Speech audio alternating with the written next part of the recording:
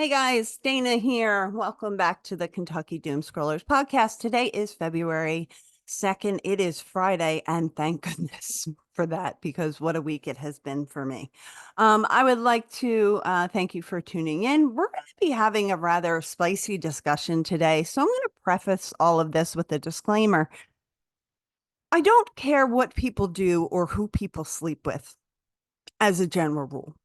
That's not to say that societal norms that have been enforced, whether through religion or morality laws or such, does seem to honor the basis of a family being a mother, father, children. And that for the most part, Amish families are doing it right. They are staying close to their families, staying close to their neighbors and their church, and it can be a really healthy environment and a really good upbringing. However, because of the cloistered nature of Amish communities, when there are problems within, they really are limited in their options in terms of who to reach out of. And so that's, part of the Amish community that we could say doesn't go that. But I'm going to be talking today about a report that I read that claims that sexually transmitted infections are rising. So we're going to be having a discussion of that nature. So again, just want to warn you, this is not one for the kids. This is an ear. Why do I have this on? I'm not. Anyway, we are going to just go ahead and jump right into it. I don't pretend to be, nor do I claim to be any kind of moral authority figure. The things that I'm going to be sharing with you, unless I say are direct personal experiences, are things that have come up and the way that our society has changed. And I don't think this is an implication we should have all seen coming. Really. I mean, debauchery in our society has basically come just a norm, a societal norm. Where are we at here? Okay, good. And at the same time, I don't necessarily believe in morality laws. And why don't I believe in morality laws? Well, even though I was talking a little bit of shit on your boy Elon the other day, he did say something today that I found striking.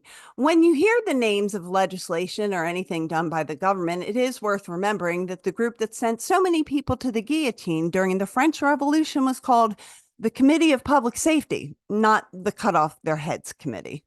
And I thought that that was relevant. I'm going to try and get this. There we go. All right, so here we go. This is an absolutely wild story.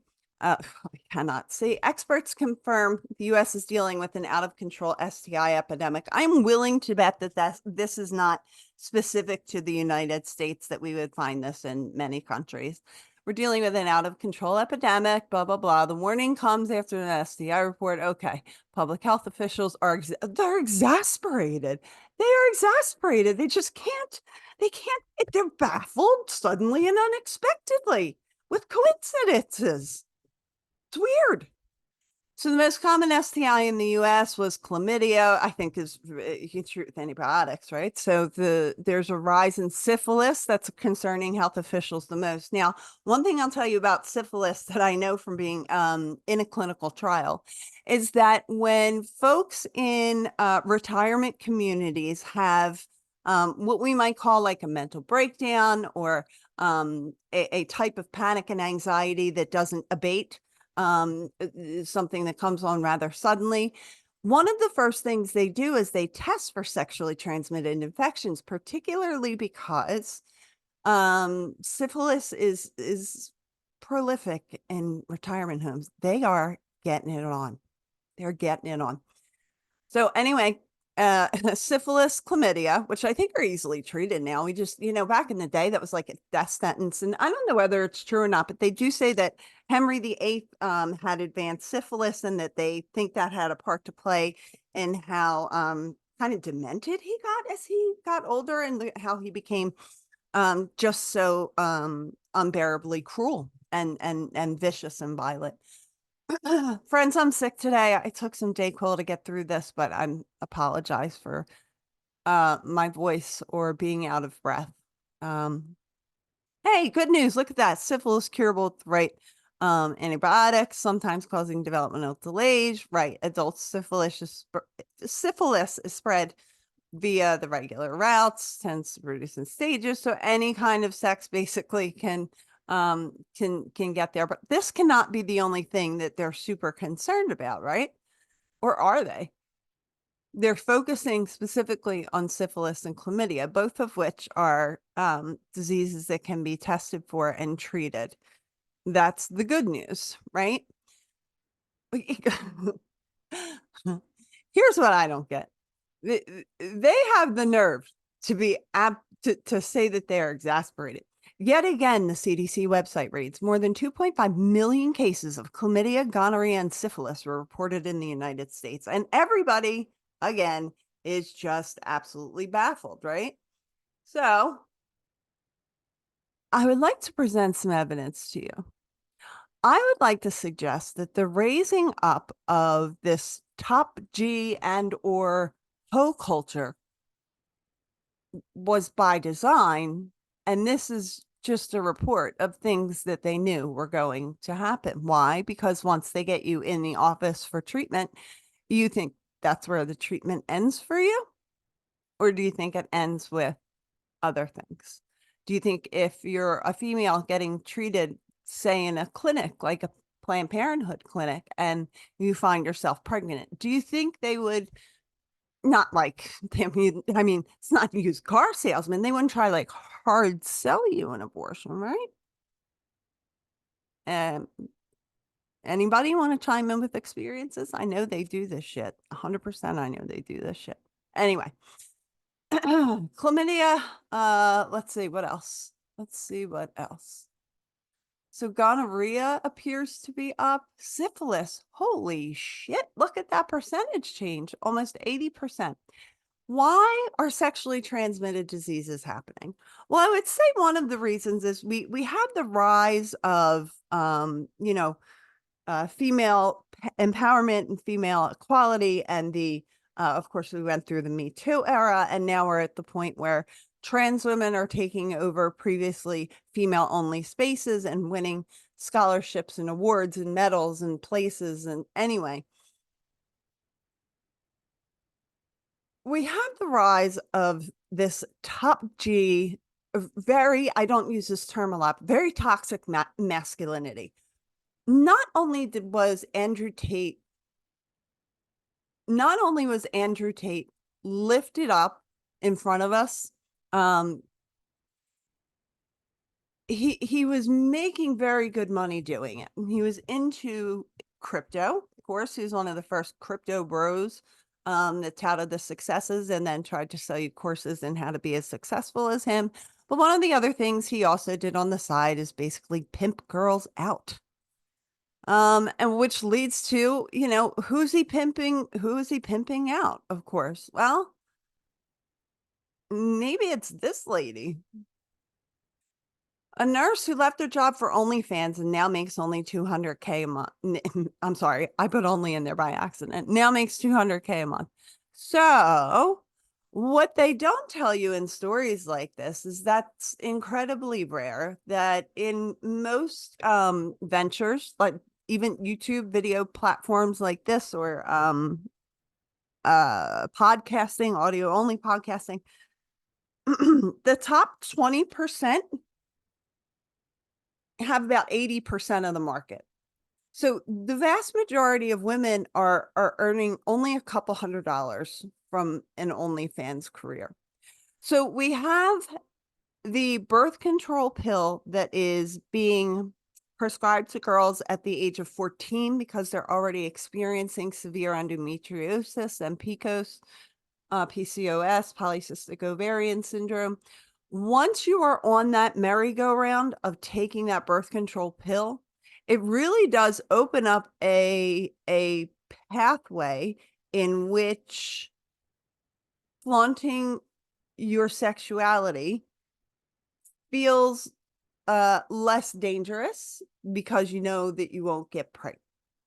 Okay. And that has always been the biological drive for why women have to be selective in their mates, because we can't just fall pregnant every time we want to get it on. It's just not, I don't want to say that one night with you isn't worth 20 years of work, but this is why women have to be selective in their mates. When women stop becoming selective in their mates and engage in sexual relationships with people that they're not in love with, a disconnect happens between a woman's vital life energy source, which is the source of her power, and power in a more woo-woo sense. I mean, this in a theory in terms. When her vital life force and her vital power is not allowed to progress as it normally would, I believe that we are doing women as a whole, not medical advice for entertainment purposes only, we are really down a rabbit hole in which we have prevented that woman's course from going the way it otherwise would have.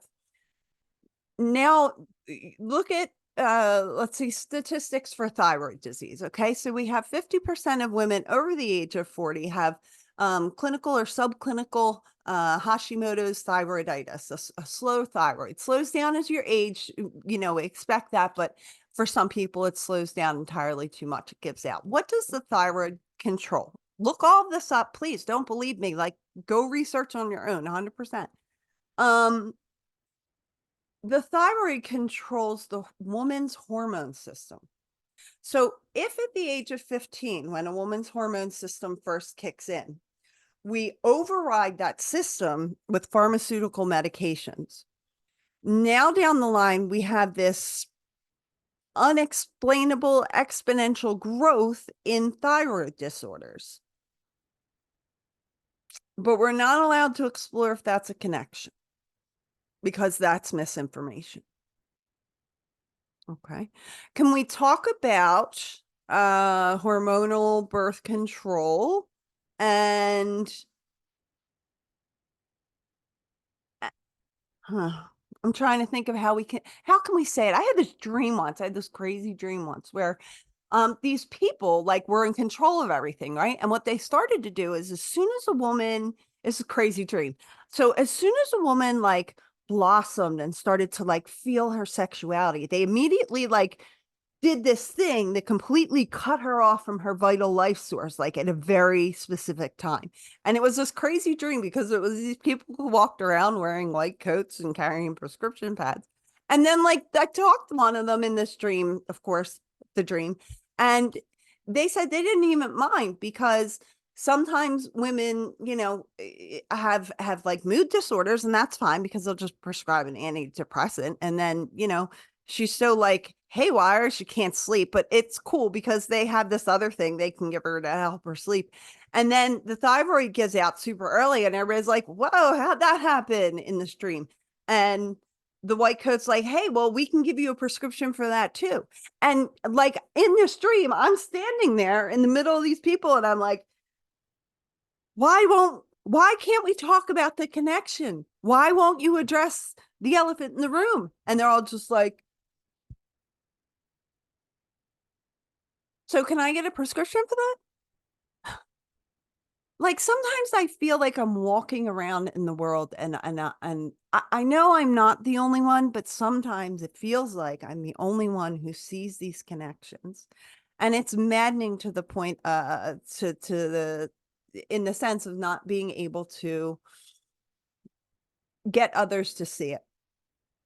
The adage, you can lead a horse to water, but you can't make them drink.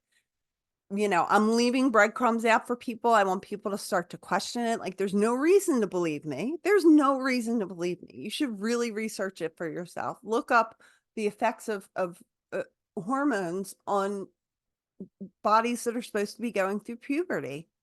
This is the same. And again, for me, this is a matter of intellectual integrity, because this is the same reason why I am so, I'm considered, what do they call me? A TERF? Trans exclusionary radical feminist. So I get called that because I don't think biological men should be allowed to compete in women's sports just because they take women's hormones. That's not the point. Missing the whole point.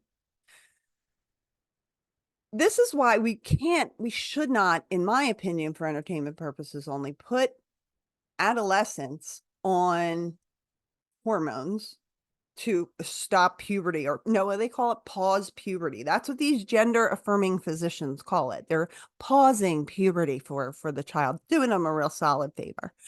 So they're pausing puberty as if it's a thing you can just pause and take off. The long-term implications of these medications when used for children this age are unknown.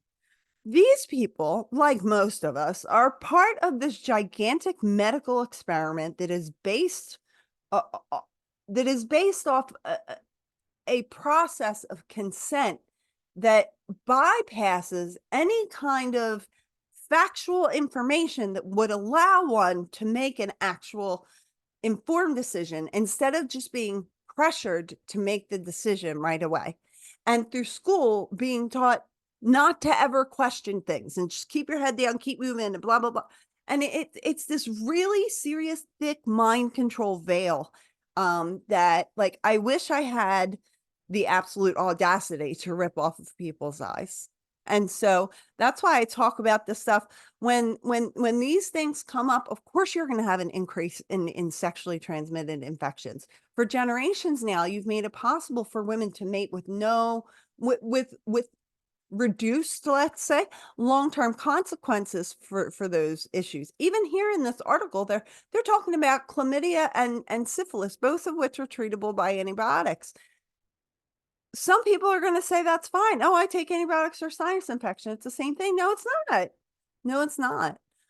When you cut women off at a young age from their body, their ability to listen to and tune in with the body and the world around them, and you remove these kind of conditions from women's lives, you're going to have women that are sleeping with more men. And then you're going to get an even greater divide because sex is meant to bring two people together to create life. And that's why women are the life bringers, the life givers, the source of life. And to disconnect that, I think, is a grave disservice. I think that if people were really doing it, which I know they're not, because that was only in my dream. But if I knew that people were doing this, I would say that, like, Nuremberg 2 probably couldn't come fast enough for me. Some of the things that they've allowed to happen to us, I just don't know that there can be forgiveness for. It might be more like a watering the tree of liberty situation.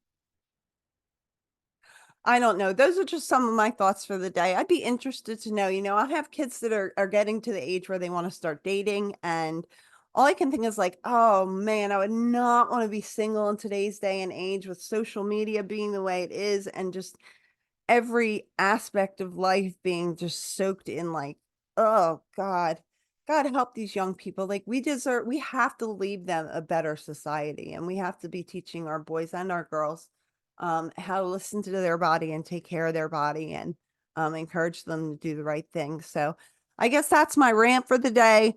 I'm probably going to put this on Rumble only because I think it's a little too spicy for TikTok, but so be it. I hope you guys are having a nice weekend and enjoying your day. And I do hope to be able to talk to you soon. Leave a comment below, like, share, follow, subscribe, all of the things. Trying to just get these videos out there and have them be seen by people that are open-minded and willing to have these difficult and sometimes awkward conversations. It's easy for me because as a doula, I had so many conversations, and we're talking about childbirth. So, like, yeah, we're talking a lot about the vagina and the anus and what happens to boys and what it looks like when boys aren't circumcised, and say how to clean an uncircumcised uh, newborn. And these things have forced me over time to get used to saying these words without blushing. So for me, it's easy. But for the vast majority of people, they're out there engaging in behaviors that they wouldn't feel comfortable talking to their best friends about. And it's done under the guise of, female empowerment. I can sleep with whoever I want. And no, that's not it. That's not how, we're meant to retain and be in touch with that part of our lives. And when we are, it makes our intimacy with our partner that much better. So there's something to be said for preserving the sacred nature of having relations with another person. And again, this isn't I don't at the end of the day, I don't care who people are sleeping with, but I care on like a macro level because I care about how it's affecting society. And unfortunately, well, that's terrible to say, but I wish my kids were inheriting a different society, if that makes sense. And so bringing awareness, hopefully, to parents in this middle age range, we can start to branch out and have these more difficult conversations, awkward conversations. The more you do it, the less you blush. I promise you that. I hope you guys have a great day. Have a nice weekend, and I'll probably check in again on Monday. I cannot. I'm gonna be a sad, sick sack of shit this whole weekend, and those are my plans. I may make pot of soup. Actually, sounds delish. Have a good one, guys. Bye. I did hit stop.